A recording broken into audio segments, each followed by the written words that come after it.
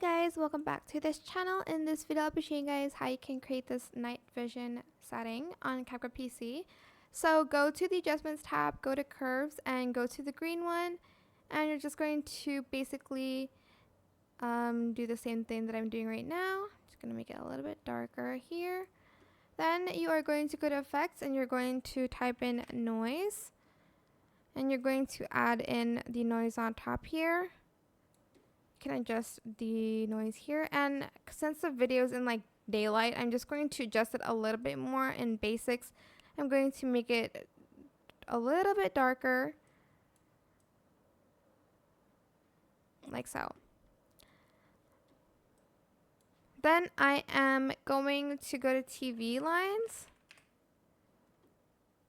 and I'm just going to add this for the final touch. And that should be it. If you want to add more vignette to your video, just go to adjustment, scroll down until you find vignette here. I hope it was helpful for you guys. Don't forget to like, comment, share. Also subscribe to this channel if you haven't done that already. If you have any more questions about this video, leave it in the comment section down below. I will try my best to answer them all for you guys. And if you found this video helpful, please click the thanks button as well. That is it for this video. Thank you so much for watching. Bye.